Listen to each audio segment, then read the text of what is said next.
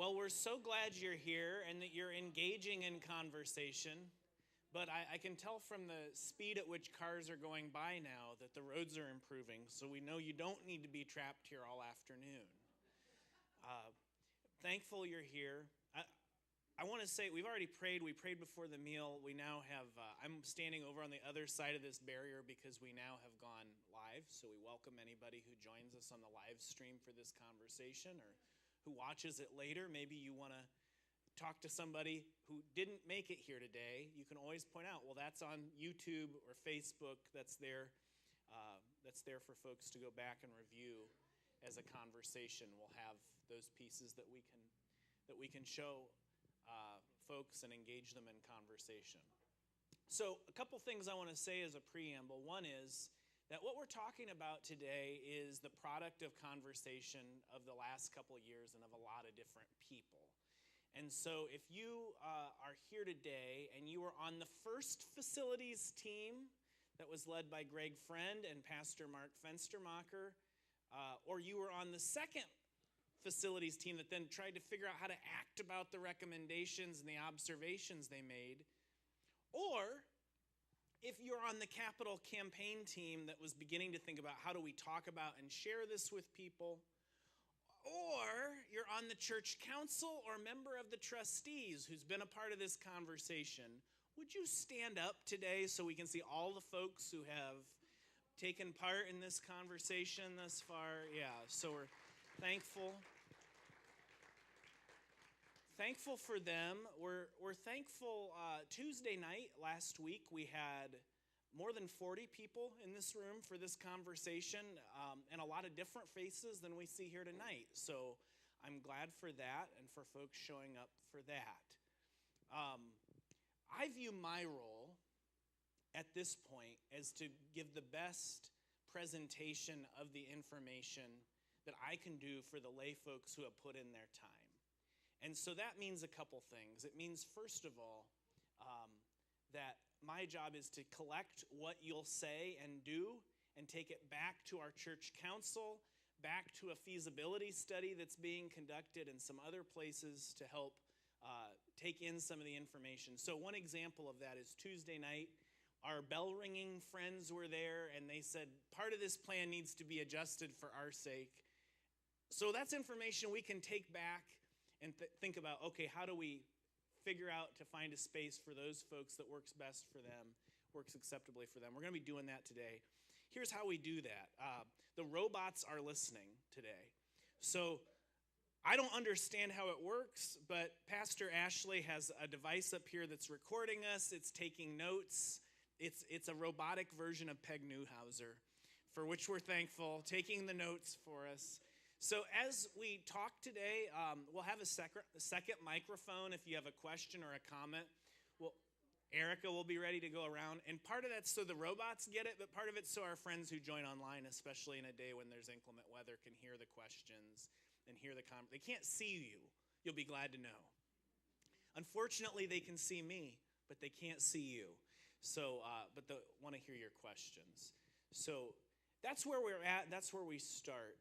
I don't want to represent everything you've hopefully heard or had a chance to hear a presentation of the information in all the services on the 19th of January. The kind of outline was presented. Hopefully you've seen this document that has been mailed out to most of folks' homes. If you haven't, there are some on the table back by Jill and Denny right back there, right behind Jill. And if anybody needs them, oh, Jill, look at how helpful she is. She's ready. If you haven't gotten one, you want to see one, or it'd be helpful to you, Jill's happy. Jill and Denny are recently started worshiping with us, so we're glad they're here today again, part of the conversation. I want you to get that. So I'm not going to represent everything, but I do want to kind of walk through things in a particular order. One is I want to represent the kind of big concepts. And as we go through that, give you a chance to ask questions if you've had questions about it. After we kind of go through the proposal as a whole and ask the big questions, there's an opportunity then to say, well, what did we miss? What else is there? Or what might you do differently? What do you think's a bad idea? And this is a good place to share opinions because, again, we want to know those, hear those, take those in, and be wise as we move forward. And then we'll end the day with just celebrations. What do we like about the proposal? What are we thankful for the folks who have helped lead the conversation, the folks who have been a part of it, that kind of thing. So, as we start, I just want to remind you that the first part of the proposal is really about the renovation of this building. That again started with an audit by Martin Riley Architects, and they audited the building. The basics of it are sound, but the HVAC and roofing systems, those that haven't been replaced, are nearing the end of their life. So there was estimates made about that and raised for that. Those came from multiple sources, and we can provide more detail on those if and as you require. The HVAC stuff really includes replacing HVAC units in this wing in which you're sitting, also the sanctuary, also in C Hall. The offices, whether they moved or not, would require new HVAC, potentially adding it to the gym. This includes some of the range and costs, not just coming from different bids, but different scope of bids as well. And the roofing includes the roof over your head, the sanctuary, and the roofing over the gym, which is all aging out. So if we were just to stop there on the nuts, the bolts, the HVAC, and the roofing, I wonder, did anybody have questions about those pieces?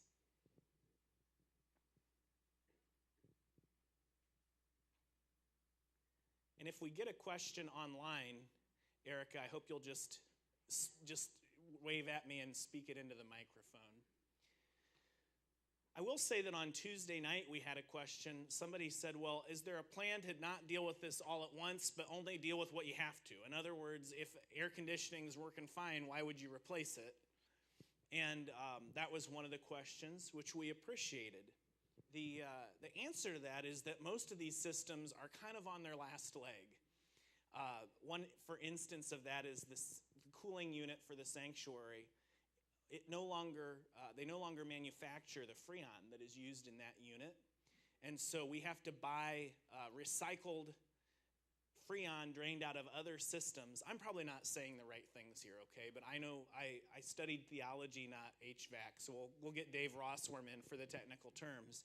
At any rate, we have to buy the recycled version every couple of years, sometimes every summer, $4,000 in Freon just to fill up that unit with its slow leak. So that's the kind of situation we're in. There's not a lot of life left. They're not dead yet, but we want to avoid a crisis. So that would be to answer that question. Other questions about HVAC or roofing? I know it's the exciting part for most people. Ron? Yeah. Yeah. So if the HVAC went out tomorrow, I think you're referring to the sanctuary unit alone. Yeah, that'd be the most expensive unit, and it would be somewhere in the neighborhood of $130,000 to $150,000 just for the sanctuary unit.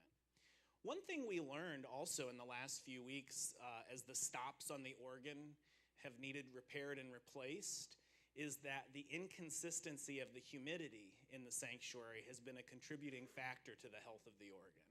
And so getting a system that is more up to date, higher efficiency, and better maintains the humidity in the sanctuary will actually give life to the most valuable item other than human life present in the sanctuary, the most valuable physical item present in the sanctuary. Any other questions about the exciting stuff, HVAC and roofing? Yes, Chuck.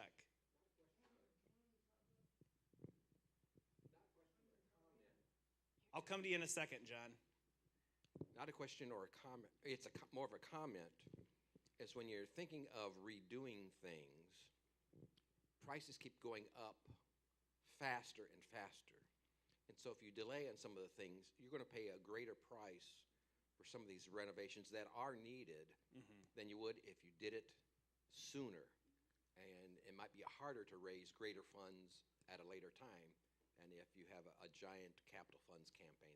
So that's just an observation.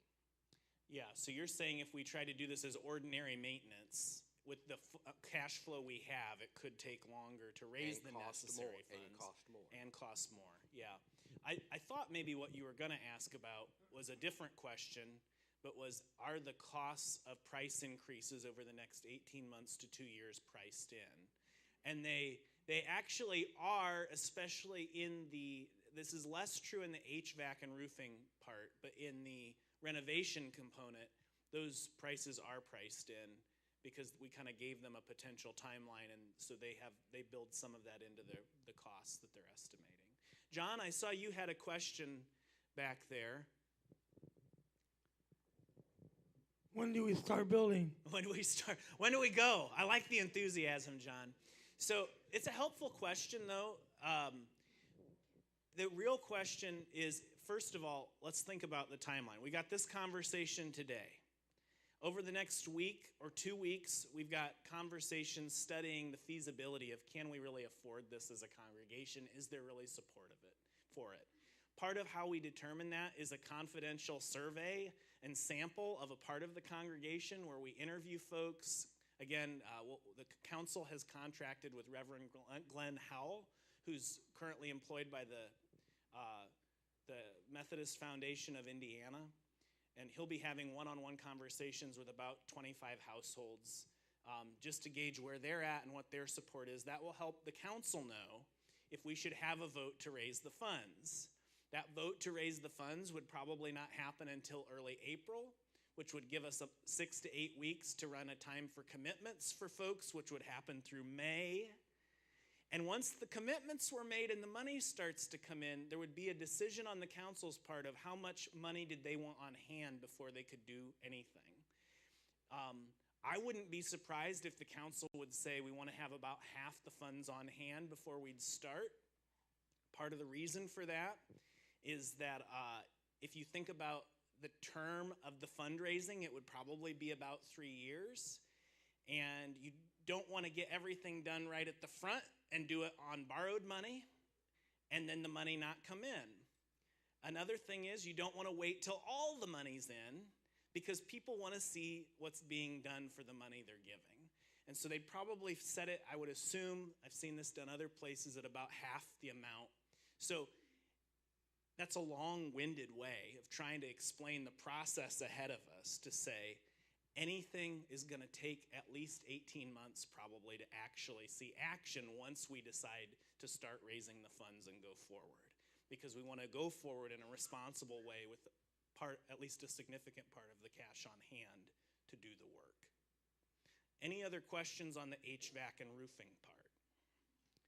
We can come back to that process later just to make sure everybody understands. So the second part, and this does require some additional explanation, are the renovations and the guest experience. The challenge that the teams were up against as we started to put all of this into a presentable form is how to make it as simple as possible. And so the teams wanted you to know that they priced more expensive options but settled for something that was more sustainable and modest. But that, I think, I've heard has had an effect of being confusing for some folks. So let me just kind of walk you through the basic principle of the total cost for the guest experience and the welcome enhancements. Can we bring up the map for that? So in the building, what would happen, what they're recommending is there would be a new portico which cars could drive under. Someone please give the French terminology for this. Porte-cogère? What, Judy? Porte-cogère. The high school French classes are paying off for Judy Rickert. We're thankful. Yeah, porte-cogère, yes. On the farm, we just call it a lean-to, right? But it'll look nice. It's a nice looking one. It's going to have their hope was that it would have a roof line that mimics the sanctuary roof line and the roof line of F-Wing. It'll look like it's supposed to be there. The observation of the team was that for most folks when they're here the first time, there's no obvious entrance. This happened for Amy and I the first time we came for our take-in. We pulled in, and I heard Pastor Ron and Lorelei this happened too. The first time they came here to St. Joe, they pull in and you think, okay, where do we go? What door do we go in? That was fine for the era in which that was constructed, but think about the contemporary spaces you go to that are public spaces now. If you go to a school that's been built recently, a hospital, a larger doctor's office, you walk into a larger welcome space. We think a lot more about how our spaces are more welcoming, and you could critically say, well, that's just kind of the Disneyfication of all of our public spaces. Everything's focused on welcome and guest experience. But that is the reality of our public spaces now. That's the expectation people have. So the team was thinking about that. How do we clearly signal this is the main entrance with the construction of a portico, make it accessible for folks who need to be dropped off? You would enter a significant gathering and welcome area that fits in the current footprint of most of the offices. Those new doors would enter the office space right exactly at the wall between Pastor Ashley and I's office. There would be many walls removed. I mean, on your way out of here, just try to imagine all of the removed walls. There would be some beam and support down to the entrance of the A-wing, but a lot of that removed to create a more open space. The current gas station bathroom that we have would be replaced by two gas stations. No. The current gas station bathroom we have, that's the joke that's often made colloquially here by people, would be replaced by two upgraded ADA accessible restrooms that wouldn't enter directly onto the space, but towards each other. That would be an addition. There would be a small gathering space there for accessibility of small groups who didn't want to come in and move deep into the building to have a gathering. There would also be a place for wheelchairs and other accessibility items tucked back in a way at the welcome space. Yeah, one reason for this is aesthetics, wanting people to feel comfortable and welcomed as they come into the space. Another reason to think about this is just safety week by week and how we navigate folks as they come into the building. A few weeks ago, we got the reminder on a Wednesday night. There was a guy walking around peeking in the windows of cars, and Beth Wind had a handprint left on her car window that night. And that was when the choir realized, oh, maybe we shouldn't be leaving a block in the door anymore. Maybe we should pull that and make sure people are only coming through secured doors. One advantage of this is that on a midweek, that would be the only entrance that would be unlocked. And folks, when they came in, we would have a night host right at the door, conveniently located, to help with the security as people come and go. So there's not only a welcome component, but it does help control traffic flow in and out of the building through one obvious entrance and exit. The costs that you see there, again, there's a range based on the range of options that were listed. The recommended one is just the remodel, gut the offices, tear out walls, and make that an entry space. But those costs are inclusive of furnishings all the way down the B hall to these doors, so all the tables, chairs, furniture being replaced. The B hall restrooms that are right behind the sanctuary being renovated and made ADA accessible, so those restrooms that are significantly used right by the sanctuary. It includes a new sound system for the sanctuary, which is really also on its last leg and needing replaced and not an insignificant cost. And it includes reflooring all of that hallway as well. Those costs also include the renovation of the space the offices would move to, which would be the C-wing. They're going back where they started, back to that C-wing, but there would need to be some adjustments because how we think of office spaces now is you want line of sight, you want access, you want windows and doors, those kind of things, so we need some adjustments made to make sure it's a office space that functions in that way. The choir and handbells would be moving to other locations. The choir probably right out here behind the prayer chapel in what is the hallway that operates off of the E entrance. The handbells, there's some discussion about.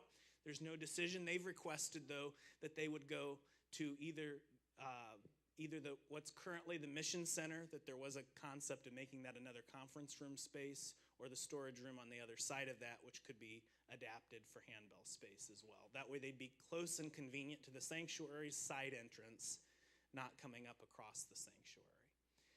So that is the proposal, and again, the thing I want to make clear is it's not just the entryway. You could hear that in some of that. It's moving all the way down that hall, and there's also included in that resurfacing parking lots and things like that, thinking about When someone comes to worship, from the time they get out of their car till the time that they walk into worship, are they having the best experience that they can, the best welcome, and given the best impression of the congregation possible? So that's that piece, hopefully with a couple clarifications. Are there any questions about that piece? Allison.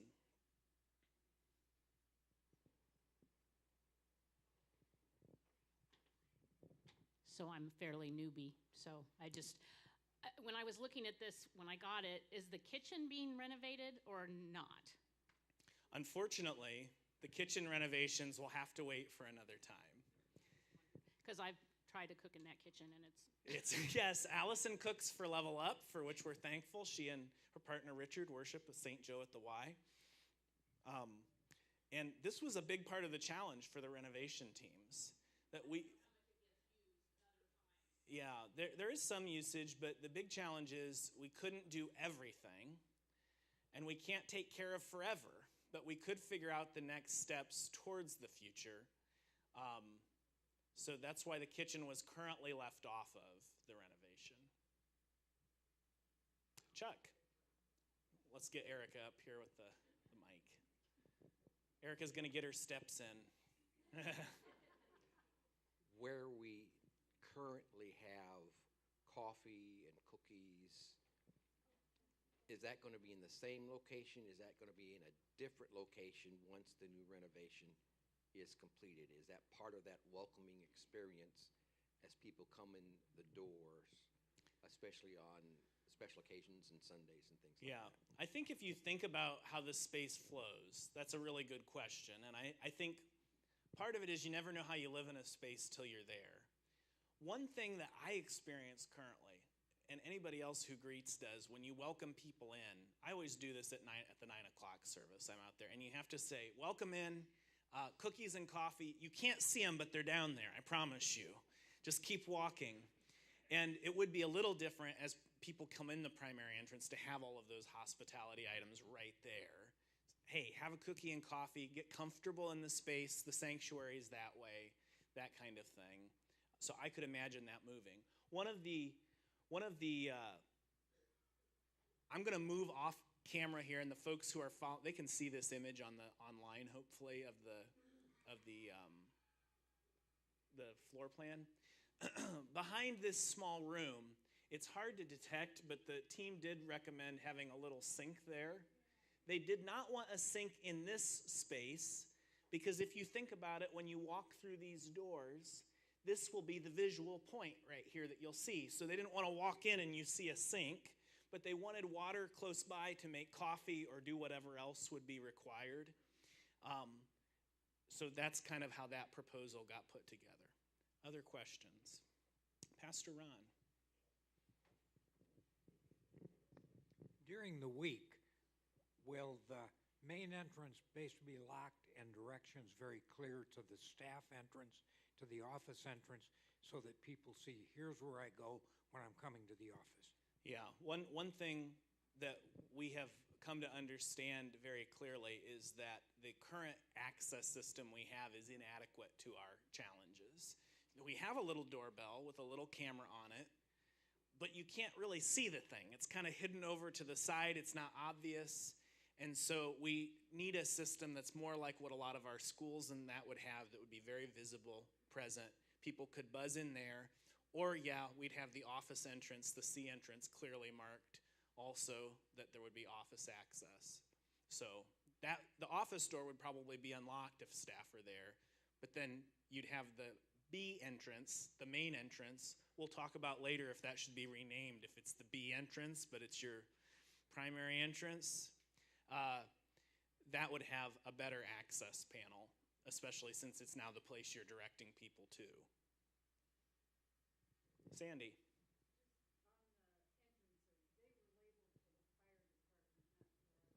Yes, the entrances were labeled for the sake of the fire department, not for our benefit. That's how the primary entrance got to be B, but it's still curious. So, yeah. Jane. Yes, if you look, if somebody does come into the main entrance and they go, where's the office? Yeah. you're gonna have to go all the way around the gym or cut through the bathrooms in the kitchen to get to your offices, unless it's really marked well that, don't come in here, go over to that entrance. Yeah. That's, Well, and I think you've probably all noticed that all the signage that we have in the parking lot is faded and needs replaced. So that really needs to happen in this configuration, clearly marking signage as well. But yes, to your point, there needs to be some clear description when you come in, worship spaces this way, offices this way, to help anybody who wouldn't be in conversation with someone know where to go. Steve. Here comes the mic, Steve. Is there a button outside for wheelchair accessibility? You push the button?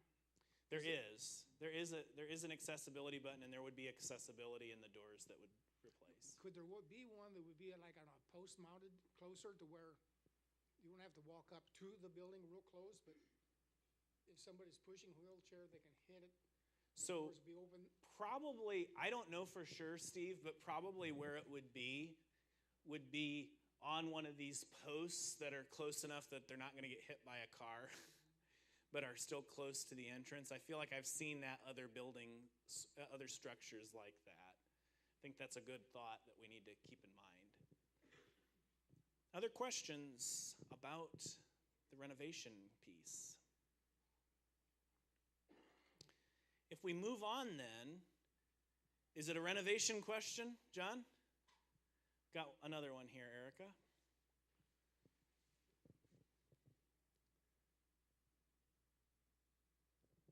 How long is the building supposed to take? How long is the building supposed to take? How long will it take to do this? Well, the nice thing about this particular plan is that it gets to happen phase by phase. If you think about it, you'd move the musical departments first, then you move the offices, one phase after another. We'd probably have a stretch of time where everyone is entering through other entrances other than the B entrance. So it'd probably be a season where we're all entering through C or through A or something like that. Oh, it'll be real fun. But the exciting part about that is it's an opportunity for everybody to get involved as all that happens too. Start to finish, I don't know, because again, it's a multi-phase thing. So I can't give you an exact answer. I wouldn't be surprised though if it didn't take at least a good 3 to 4 months as things are progressing. At the very least, probably more like 6 to 8 from start to finish of starting things to really them being completed. Okay, so that's the first piece. The second piece are partnerships at Praise Park. So in that part of the proposal, 2 different pieces. One is the potential partnership with Northeast Little League Softball, and the second is long-term use of space for Jackson Lehman YMCA. I'll just remind you all that about 2 weeks ago, the board down there approved an investment of approximately $50,000. What they really approved was to begin to talk to their members about raising money to invest in that picnic shelter and playground space down at Praise Park. If you wonder, well, what would the picnic shelter, where would that be? If you drive down to Praise Park and pull in the parking lot, Barry has put out some flags that would mark the approximate location of that picnic shelter out there, and you could see that. When it comes to these partnerships, these are fairly complicated, and so there's not really any bad question about it, but I just wonder, what questions would you all have?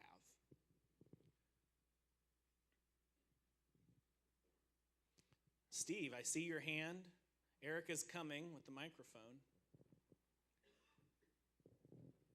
Not being familiar with what Nels is, where are they located now for the softball that they're playing, that they need a new field, and what obviated that they needed to move?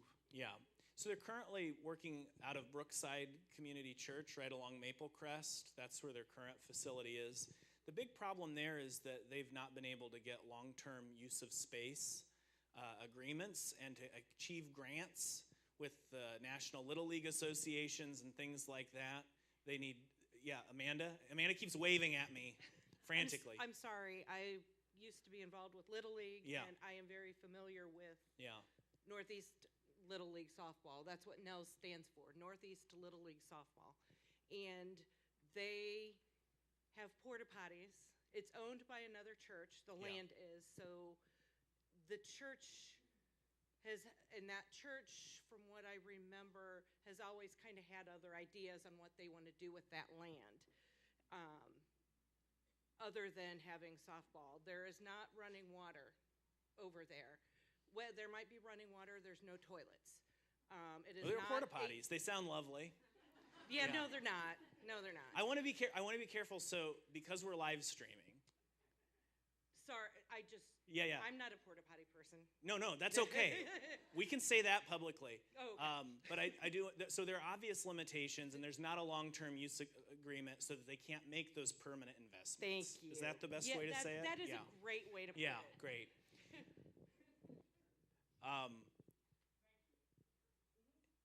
So we've started to work on a contract with them, and we'll also work on one with the Y. These would be subject to legal review. And I want to be clear, we've got several things we consider. This is really a ministry action plan. It's got multiple pieces. The first part is, do we want to raise funds for what we talked about, HVAC, renovation, and some of these other pieces?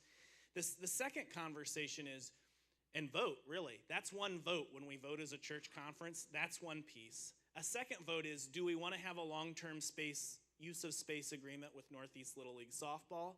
Another vote is, do we want to have a long-term use of space agreement with the YMCA? Each of those by book of discipline requires a vote of the congregation.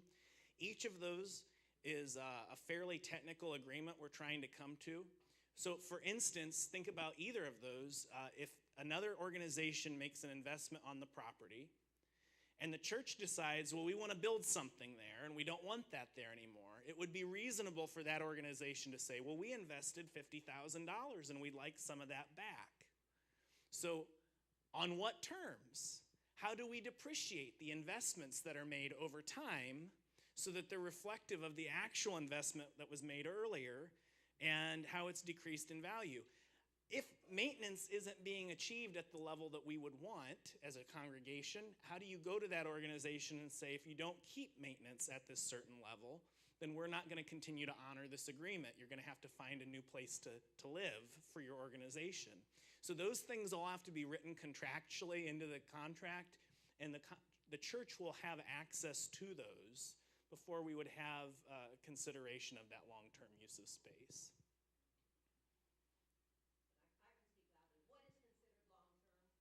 What is considered long-term is the question, and the answer to that is 20 years.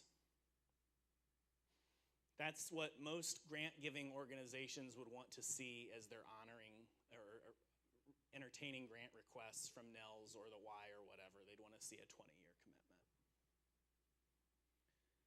Other questions about those partnerships? I heard someone think, well, what if they want to put something in and we don't like that as a congregation? So either of the partners would have to be in conversation with the trustees. This is already written into the contract we're working on with NELS, that any new investment would require the permission of the church trustees to go forward with. So there's always a conversation about what's the next step, what's the next step. Janet. As Erica moves to Janet, I'm reminded of the joke of why preachers can't be lifeguards. Because all they do is say, I see that hand. About the property, like Nels and anything else with the Y over there, will we have any control of what they can and cannot do as far as events? Yeah, that's a great question. So the question there boils down to scheduling. So let me start by talking about how we are handling scheduling at Praise Park. Currently, on the south side of the drive in the parking lot, the YMCA gets first priority in booking after St. Joe. And we prioritize Y booking. If the Y books something and it's already on the books, they get the space. They're considered a primary partner for us at Praise Park. Fortunately, Erica and Dan down at the Y have done a great job of figuring out a system. We've also moved into some new management systems as a church that really help us book that well. One thing I was so happy about, Erica, you didn't hear it, but on Tuesday night, some of the folks who use Praise Park were agreed the booking is working great. There haven't been double conflicts in scheduling. So anyway, if you think about scheduling, what would basically happen going forward is that on the Y properties, they would book and block out with us their times. If they were not using their part, quote unquote, of Praise Park, we could book it with anybody else. On the Nels side, if they had not they'll block out their times with the church office, and if they're not using it, we could book it out to anybody else. In the contract, though, with Nels and with the Y, I think the thing we would insist on, this is already in the Nels contract, is that if any outside organization uses the facilities, I think it's more than twice in a quarter, that then they would have to, the church would have to grant access for that as another partner, basically. We would have to approve them using that. And the same would be true for the church if we were letting an outside organization use their facilities more than several times in a quarter. We would need to go to Nels and say, hey, we have this other group. We've got a senior softball league that's not with the church. They're from somewhere else, and they'd like to use it. And would that be okay with you all if we worked out some agreement for them to use it on an ongoing basis? Basically, what that opens the door to is if you have another partner who comes in and starts using, that they're accountable and helping compensate for the use of the space in an ongoing way. Yeah. Yeah, will the pavilion be rented out is the question. And yeah, the current building that's at Praise Park, you can rent for graduation open houses, wedding receptions, probably a bar mitzvah. We'd rent it for that. We welcome everybody. So anyway, yeah, it's already, the current building is rented. The pavilion would be also. And we had a question the other night. Well, what if I show up with my grandkids? How do I know if we can just have a picnic at the pavilion? Well, one thing we probably need to do is have a board there that says, today this is booked by, just like the park does. You know, you go to a park shelter, they're gonna have that. So if the space is already reserved, we'll just need to have somebody list that this building has been reserved today at these times. But other than that, Praise Park remains a substantially open to the community space. There are just some spaces that are booked out for specific programming. So if there's flag football going on, it's booked. If there's a Little League tournament going on, it's booked in that part of the park. It's increasing complexity, yes, but we can handle that. Except for Barry this week said, you know, trying to do stuff is a lot of work. And I think he said it in an excited way, Barry. You were thankful at new opportunities, yes. But it does take more work to manage more complexity, yeah. I have a Facebook question. Great. Are there any liability considerations at Praise Park? Yeah, so there are, and those are negotiated in a couple ways. First of all, we already have certificates of insurance back and forth with Jackson Lehman YMCA and with the YMCA Metro. They have summer camp here. They have events at Praise Park. We have church over at the Y and do all sorts of other events at Jackson Lehman. So they've already provided us with a certificate of insurance. We provided them. Those liabilities are navigated in that way. The congregation also already has overall liability coverage for folks who enter or cross the property on this property or at Praise Park, and it's already evaluated and it's already considered an open and public space. You know, the liability we would have to think about going forward is any long-term partner like Nels has to insure themselves for their own liability and provide us with that proof of that insurance. They have that, they can do it, it would just be like we already do with the Y. So any organization that would want to use it would have to have that coverage. Barry. Glenn, Jenny and I looked up the other day because the question came up last Tuesday night, and it looks like we currently have $1 million liability coverage. Just on personal injury. On personal injury. Yeah. Chuck.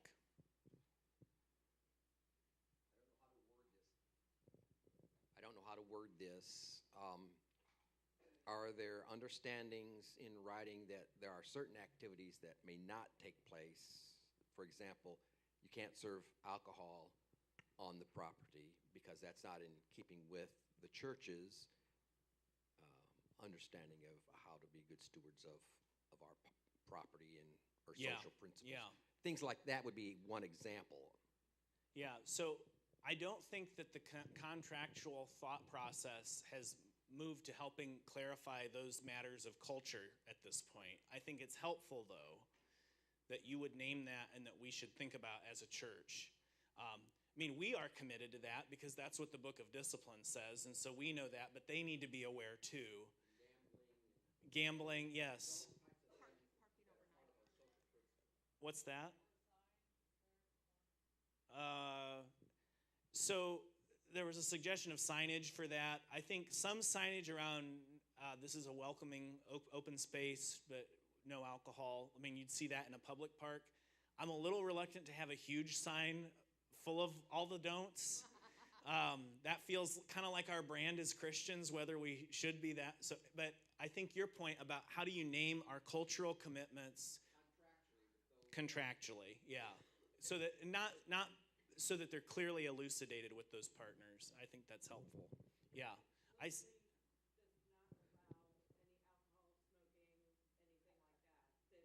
I think that's true for the Y too. I think when it comes to those things, all those organizations are the same. I can't say there's never any gambling about girls' Little League softball. There probably is. But, Robin? Yeah, I don't know if this has been addressed yet, but with all of these groups using, for example, Praise Park, are they going to help with the maintenance of it, like cleaning the bathrooms, et cetera? Yeah, so we're farther along on this process with Nels than we are the Y in some ways, and in some ways the Y is farther along. So if you think about the partnership we already have with the Y, with no long-term use of space agreement, they already help maintain the athletic fields. There's already shared maintenance of the ponds at Praise Park that we engage in together. Barry could probably think of some more things in terms of the shared maintenance of the space. So there's already some of that in terms with the Y. On the Nels component, written into the contract is a commitment on their part to bear part of the costs associated with the facility maintenance for the restrooms, so the cleaning, that kind of stuff. Some of those pieces are written in on their part. And I feel like the Y also has done some marginal things around the restroom facilities. I feel like at least the first year I was here, we had talked with them about some of that. I don't know how that all played out, but Nikki. Is lighting going to be added to Praise Park to facilitate softball games in the evenings? Yeah, so part of the contract that Nels and the team have started to work on, it operates in phases. Phase one would be, actually is a pre-phase, which is just working on a diamond that's already there to improve it for practices for kids. That could happen fairly soon without a long-term use of space agreement. But for the agreement to begin to kick in, their first phase would be a single ball diamond. The second phase would be lighting additional diamonds and the parking that's demonstrated on the map here. If they cannot get zoning permission to add lighting at Praise Park, they're not interested in using the space. They need the lighting because of the night games and everything else. So that agreement would be contingent on zoning approval to even get the lighting. That's a great question. Yeah. Other questions about Praise Park?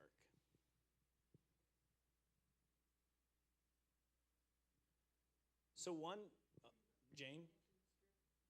Oh, I should, yeah. So there's a little strip of property that exists running from St. Joe Center Road all the way down along YMCA Park Drive, and it runs underneath the power lines.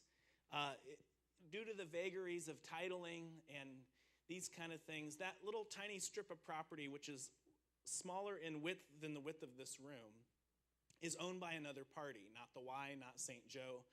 And both the YMCA and St. Joe would be delighted if we had that property matter cleared up so the access to Praise Park would remain uncontested. Basically, our driveway's driving across somebody else's property to get you onto Praise Park. So one of the recommendations of the team was to pursue, as a part of what funds would be raised, to pursue the purchase of that strip of property. When it comes to the investments on this property, the current expectation is that the investment from St. Joe is relatively marginal, that mostly the investment that is made here is from the other community partners. But that strip of property would be a piece of that that needs to be considered. Judy? Has Nels done any kind of a study to see if they're going to get a lot of pushback from the houses across the street on lighting? So If that's no, a big part of their yeah, commitment? no. I know the reason I think you asked that is historically when there was lighting added to the building and parking lot at Praise Park, there was some concern from the housing development. That could still be the case. It's always tricky to be a good neighbor when you have a public space. It's hard to be a good neighbor if you're living in your private space and be a good neighbor. So we want to make sure that we're a good neighbor for those folks who live next door. There would be conversation about that probably even before there was a zoning conversation, I would assume, to try and allay questions. But no, there hasn't been any study of it. It's more on their end wanting to know, is the church even open to it? Us having that discussion and then moving forward with other conversations. Any other Praise Park questions? So one thing you may notice is that this will probably involve more foot traffic at Praise Park. And so one thing that would be needed would be somebody to be in ministry, somebody to help be navigating, directing, coordinating the ministries that are happening there. So the third kind of piece of the For the Future ministry plan is using some of the funding that is raised to fund a director or chaplaincy role for Praise Park. That'd be a component. And another piece would be funding the Keystone Ministry, that nascent emerging ministry. Pastor Luke is doing a great job of helping get that going and off the ground. So that would be another piece, the ministry component. We're not sure about the exact amount. The council conversations have reflected an investment of somewhere between 7 and 10% of the potential campaign's income being designated to help start and fund those ministries for several years. Steve. Yeah, Steve has a question. You mentioned foot traffic and stuff, and that brought to mind, well, gee, do we need sidewalks in some areas to facilitate people getting to Praise Park rather than across the dirt kind of things? And secondarily, access from the Nels over to St. Joe Praise Park kind of things, and that infrastructure needs to be talked about. Yeah, so I think that's a great, and it almost tilts into the category of what other ideas and what have we missed and whatever. Eventually, the Fort Wayne Trail System will fully connect with Jackson Lehman and Praise Park. We'll have a nice trail access coming as far north as that location. And so one thing a lot of folks have noticed is, wouldn't it be nice if we had trails that were running out around Praise Park? If there's another property next door that's wooded, if at some point that was acquired and natural trails put through there as well. Those are great ideas. Again, this kind of feels like the conversation over here, which I think the team decided what can we do at Praise Park next, was to start to work with partners that could help with those investments. So we don't have the cash yet, Steve. That's the short. One step at a time, I guess, was the team's feeling. John. I was wondering why there hasn't been a playground at Praise Park. Yeah. As many times I've been there, I've seen no playgrounds there for the kids. I'm like, why is there no playground? Yeah. Do we know why? It just hasn't been done, Barry. John's question was, he'd been at Praise Park, why isn't there a playground there already? And it sounds like there just hadn't been the opportunity to do it yet. So we perhaps have the opportunity now. Any other questions about the ministry component of Praise Park? Tyler. How do you balance, I guess, the administrative piece and the ministry piece, and how do you keep this just from becoming a maintenance type of role and really lean into the ministry role? That is a question I ask myself for 45 minutes every morning, and I stare at my feet when I get out of bed. You know, how do I balance administration versus ministry? And I think there are two ways that you do that. One is, as you create a job description, you try to anticipate the balance of administration versus ministry. You try to anticipate those roles as they're already shared across the staff, for instance, with a lot of the scheduling work that Erica does. But then the other thing is you learn it and you adjust. And so as it happens, you come back and say, well, we need to do this better. We've learned something we didn't know. So I guess my answer to that is some of it we can anticipate, some of it we can't. I think what is incumbent on the staff parish committee and on the laity, the church council, is to help make sure that we're doing ministry, not just administering a space. So the job description for the Praise Park director, to me, would be hopefully geared in a direction that acknowledged that we wanted more than half, maybe 2/3 of their time commitment to be towards ministry, not administration, if we can. But we won't. I don't think we'll know until we do it and learn what the balance is. Ruth? I think as chaplaincy becomes more prevalent at the Y, that it'll kind of cross over, and as we have the needs at Praise Park, people that do chaplaincy at the Y right now might also volunteer to do it at Praise Park. Yeah, I think that's a great observation.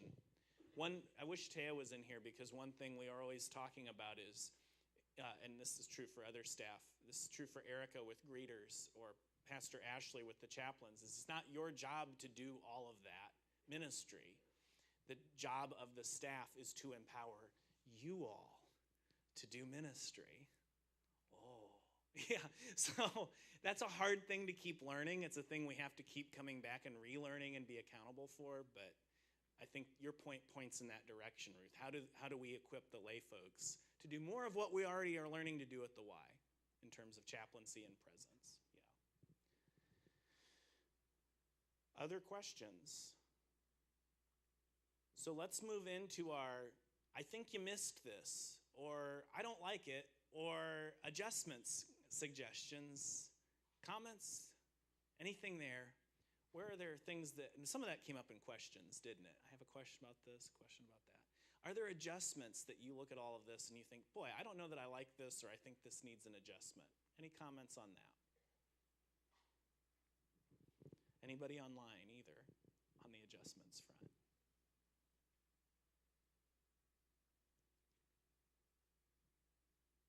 I don't hear any. Yes.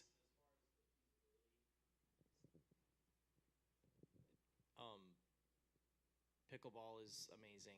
Yes. But there tends to be maybe leaning towards oversaturation in the market. And so would that be a part of the study to make sure that we're not putting in this huge investment for something that isn't going to be utilized or be an interest within the community? As everybody's sort of scrambling to retrofit spaces, are we going to be stuck with this investment? I think what you're referring to is a slightly earlier phase of the conversation where the Y had talked about maybe we'd like to put pickleball courts at Praise Park. When they actually approved their funding investment, they did not include the pickleball in that. The biggest reason was pickleball courts are really expensive to do them right, and then to do them with secure access so they'd be safe and protected. It was something like north of $20,000 per pickleball court to put that in. And so they didn't feel they could fund that at this point. They wanted to start smaller. So what you're questioning about, the Y already pulled back from a little bit on the pickleball part. But that's a great question, and I appreciate it because it's showing that there was a lot more conversation with the Y going into how we got to the proposal we got. This didn't happen yesterday. Tyler was a part and privy to earlier conversations that have been happening over a period of a couple of years. But the pickleball is not a part of this at this point. Sadly, for those of you who love pickleball. Did you know it's the fastest growing sport in America? Yeah, if you don't believe that, just ask anybody who plays pickleball and they'll tell you. It's the fastest growing sport in America. Any other adjustments, or did you think about, or what you failed to consider? I want to celebrate that we have a couple church members, several in fact, who through the week have texted or emailed me or called me. And we've got several who have been emailing fairly persistently, who say, hey, I've got a question about this. I got a comment about this. I don't like this. I do like this. That's wonderful. And so if there's something you don't feel like you want to name here in front of everybody, feel free to email, text, phone call, smoke signal me. And what I'll do is what we talked about at the beginning. I'll make sure that that feedback gets back to the council, that it's considered as a part of the minutes the robots are taking for these town halls, and that it's reported back in that way so that folks can consider as we go forward. Are there celebrations about the proposals, the ministry plan that's before us? Anything would be a word of celebration? Kay, is that a celebration? Let's get this lady a microphone if she's got a celebration.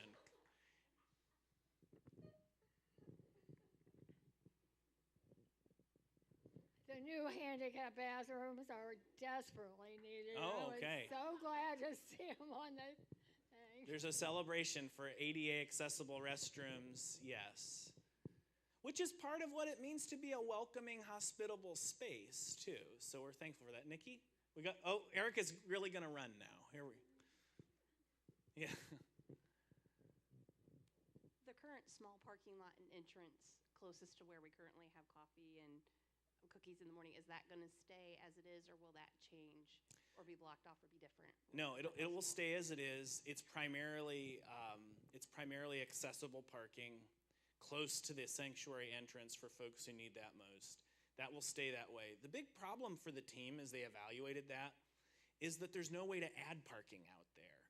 If we could have added parking out that way, that'd be the conversation we'd have rather than rethinking about the entryway we're thinking about. It would have been easier to do that. But there's not a lot of space, and if you start to add parking out there, you're going to start cutting down these enormous trees along St. Jacinta Road, and are you prepared for the howl that will be raised at cutting down beautiful trees? So, yeah, that's a great observation, but also question, I think.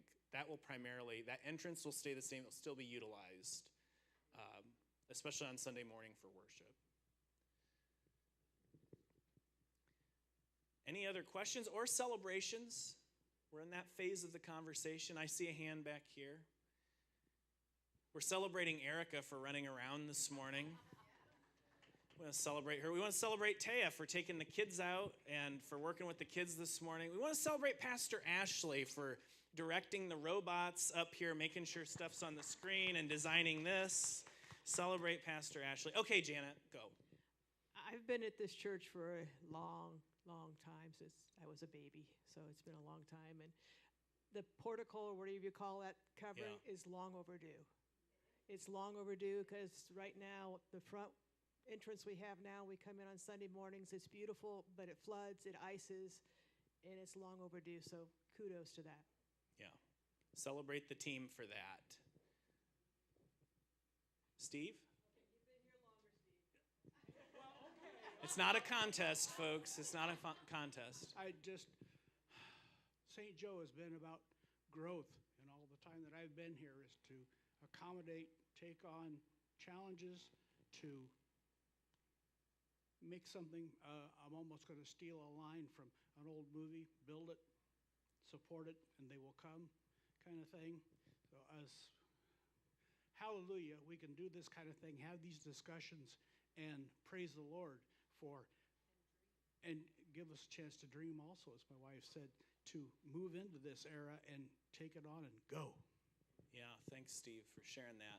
You know, I kind of on that note, what I want to celebrate is that, first of all, I want to celebrate the folks who have been a part of this conversation again already, the leaders who have done a lot of meetings, a lot of nights, a lot of rainy, dark nights were put into meetings to bring these proposals. But even more than that, I don't think it's a secret that a couple of years ago, there was just a lot more question about where are we going as a church, and do we have a future in the way we were hoping? And to be in a moment where we're at least discussing, I don't know if we'll do it, I don't know if we'll do these things specifically. There's still more conversation ahead for all of that. But to be in a place where we're having a conversation about what does the future look like for the first time in a number of years, and to be planning for the future as opposed to reacting to some event that's happened somewhere else or events that even are happening here, is a really significant thing that's happening because there were a bunch of people who, when the going got rough, said, I'm not walking away here. faithful. Faithful. So I celebrate that. I celebrate the folks who have been around St. Joe and a part of it for, decades. Yeah. Other celebrations. Pastor Ron. I celebrate Pastor Ron. He's been here asking great questions to prompt the conversation in helpful ways. Thank you, Glenn. I just want to celebrate the way God works. In my first year as lead pastor, 2003, we bought Praise Park, 40 acres. Some of you long-term members will remember the summer camp meeting we had over there in a tent. Remember that?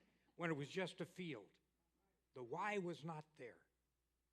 We thought we were going to relocate this church over there. Well, circumstances happened, and that didn't happen. But the why came in, and when I see where we are now with the worship service at the Y and looking to the future, I just celebrate what God's doing. Far beyond what we ever imagined when we bought that piece of property in 2003. Thanks for that celebration, Ron. That day may come, but it's not going to come soon because these teams have determined the most responsible thing is to use this space and property currently. But what I will say is we don't know where the future goes, ultimately. 20 and 30 and 40 years from now, we don't know what happens. And that's, Praise Park is still, Peg and Judy are saying we're not going to be here. But I know how old Judy's mom was. So do the math, Judy. You might be here. You might be here. We don't know what God will do with that future still. And another celebration I want to make adjacent to that is when you walk by the quilt at the current entrance, at the B entrance, that doesn't have yet Praise Park on it, and it doesn't have the Y on it, and it doesn't have Other Horizons. But Jane and another team of folks are working on how do we have another panel for the quilt that shows us that God isn't done with St. Joe yet. That God has ministry for these people to do still, life to live, and that's the celebration. Chuck? I celebrate that we're no longer talking about will we stay open. Yeah. That we are dreaming for the future, and I thank all of the lay leadership, but I also thank our pastoral leadership. If pastoral leadership does not cast a vision for us to kind of grasp onto, many times nothing happens and the doors might have closed. So I thank our pastoral leadership also, along with our lay leadership and all the volunteers, to cast that vision and to move forward towards the prize, towards the goal. And God's vision is evolving. So thank you all for doing that. Thanks, Chuck. Thanks. Any other celebrations? Well, I want to just celebrate our pastoral team one more time. Pastor Luke has been in Guatemala all week, and so he's slowly sliding out of his chair in exhaustion. His flight got in at 2 a.m., but he's here and present. I want to celebrate Pastor Ron because often first Sunday of the month, I go over to Heritage Point, and yet this first Sunday of the month, Pastor Ron is heading over there after a busy morning. I won't have to do it. So I'm thankful for Pastor Ron. Thankful at 9 o'clock that Pastor Ashley was like, let me preach at 9 so you're not preaching 3 and then doing the town hall conversation on top of it. Thankful for her leadership as well. And what a gift it is to be at this point in these conversations. Yeah, I heard a celebration of her creativity from Kay there. We're thankful for that. So timeline going forward, I'll just give that recap and then we'll head out of here. The timeline going forward is in the next few weeks, there's a feasibility study being conducted. It's conversations with about 20, 25 households that are connected with St. Joe. That report will come back to the church council, and it will inform whether or not the church council invites a vote about fundraising and a capital campaign or not, or if they adjust what the proposal is based on that information before they make a recommendation to the church. You will hear about that by late March, what the council's perspective is on that and whether or not there will be a vote going forward on that matter or on the matters about partnership or other pieces of the puzzle. If it did go forward, there would be commitments made later in the spring, after Easter. May 18th would be a date that we would potentially have a commitment Sunday, also probably bringing in a whole lot of new members that particular Sunday. And then it would be 18 months or so from that date that we'd really get involved in earnest in renovations and replacements and all of that kind of stuff.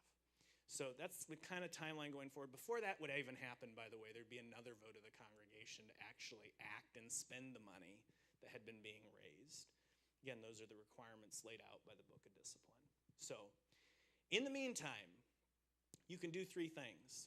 Number 1 is, hey, the folks here Tuesday night got it. Some of you who weren't were good guessers. Yes, pray. This Thursday, there's prayer, 10 a.m. You can be here at St. Joe on Thursday and pray.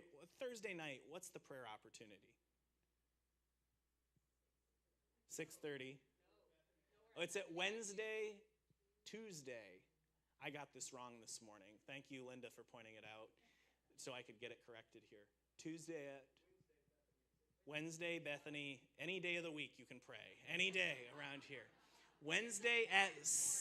There's a flyer for it. Look at the flyer. We'll put it online. Pray. Thursday at 10, Wednesday at 6 at Bethany, Thursday at 10 o'clock here. Pray. Pray. Number 2, you can listen and share feedback. You can share it with somebody who's on these teams. You can email, phone call, text me, let me know feedback about it. The third thing you can do is listen to other people and help share information with them. And if they need more information, connect them to conversation. And then the 4th thing you can do, more prayer. Yeah, more prayer. Yeah, Ruth says raise money. Yes. But even that, before that, is prayer, right? God, what would you have us to do? How would you have us to serve? How would you have us to give? Who are you calling us to be? With that in our mind and heart, I'm going to ask Pastor Ashley, would you give us a prayer before we head out of here today? Let's pray. Oh, gracious and loving God, we know that you are here with us even now. And we know that you were with us when this church was thought of on the banks of the river. And you will be with us as we move into the decades of future. Even if we're not here, Lord, you will always be here.